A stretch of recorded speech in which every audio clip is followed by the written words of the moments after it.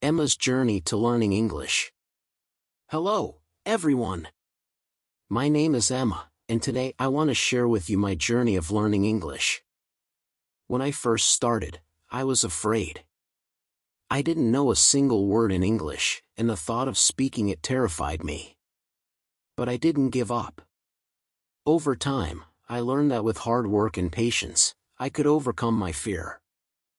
I hope my story helps you believe that you can do the same. I remember the first time I stepped into my English class. The teacher would ask questions, and everyone seemed to know the answers. But when it was my turn, I froze. I didn't understand what they were saying, and I didn't know how to reply. I was scared. Every day, I felt more and more lost. I kept thinking, why can't I understand? Why can't I speak like everyone else? The other students would talk to each other, and I would just sit there, wishing I could join in. I felt embarrassed every time the teacher called on me, and I could feel my heart racing. But the worst part was that I didn't know how to change this. I thought maybe I was just not good enough to learn English. One evening, as I sat in my room thinking about how much I struggled, I made a decision. I told myself, I can do this. I didn't want to feel afraid anymore. I knew that if I kept trying, eventually, I would improve. I didn't know how long it would take, but I was ready to put in the effort. The next day, I picked up my English textbook. I began reading, even though the words felt strange and difficult. I knew it wouldn't be easy, but I was determined to start. I wanted to learn, no matter how hard it seemed. The first few days were tough. I started by learning simple words. Apple, book, dog. At first, I could barely remember them. But every time I learned a new word, it felt like a small victory. I practiced them over and over until they felt more natural. Then, I started making sentences. This is a book. I like apples. It was exciting, but I still felt nervous when I tried to speak aloud. Every time I spoke, I worried if I was saying the words correctly. There were days when I felt discouraged. Sometimes I would forget the words I had learned, or I would mix them up. I wondered if I was making any progress at all. But then, I remembered why I started. I told myself, it's okay to make mistakes. Mistakes help me learn. Slowly, I began to see improvement. My confidence grew with every word I learned. I realized that it wasn't about being perfect. It was about trying, practicing, and not giving up. One day, I decided to speak English even when I was alone. I looked around my room and started naming things in English. Chair, table, window. It felt strange at first, but I kept going. Slowly, it started to feel more natural. As I practiced more, I began using English with my friends too. At first, I was still nervous, but I started with small sentences. This is my pen. I like this book.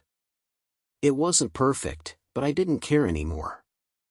What mattered was that I was speaking English. There were times when things got really hard. Some of my classmates seemed to pick up the language so quickly, and I felt left behind. I felt like I was going backwards instead of forwards. But I reminded myself of all the progress I had made so far, and I pushed forward. To make learning more effective, I started using flashcards. I would write new words on one side and the definitions or examples on the other. I carried them with me everywhere on the bus, in my backpack, even in my pocket. Every time I felt down or unsure, I'd pull them out and go through them. The repetition helped me memorize the words better. My dad saw how hard I was trying and wanted to help. He would sit with me every evening, asking questions in English and having small conversations. He would point out words and phrases I was using incorrectly and help me understand the right way to say them. It wasn't always easy, but those little conversations meant so much to me. I remember telling him, "I feel so tired and frustrated, Dad. It feels like I'm never going to learn this language." And my dad would always respond with words of encouragement. "You're doing great, Emma. Remember, every step forward is a step towards your goal. Don't give up." One day, the teacher asked me to share something in English during class. Normally, I would have been terrified, but not this time. I stood up and spoke confidently. It wasn't perfect, but it was a huge step forward for me. The teacher and my classmates clapped, and it made me feel proud. Speaking in front of the class showed me that I could do it. I wasn't afraid anymore. I knew there was still so much to learn, but that moment of speaking out loud helped me realize that I had come so far. Looking back, I can see how far I've come. At first, I didn't know any English. I was afraid to speak and too scared to try. But now, I can have conversations, express my thoughts, and even help others learn English too. The biggest lesson I learned is that learning takes time. It's okay to make mistakes, and it's okay to feel afraid. The important thing is to keep going. Don't give up. You will get better every day, just like I did. I want to leave you with this: if I can learn English, you can too. It might be difficult at first, but with patience and practice, you'll get there.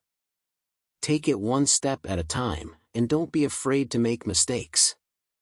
The more you practice, the more confident you'll become. Thank you for listening to my story. I hope it gives you the encouragement to keep learning and keep pushing forward. Remember, you can do it. Keep practicing, and never stop believing in yourself.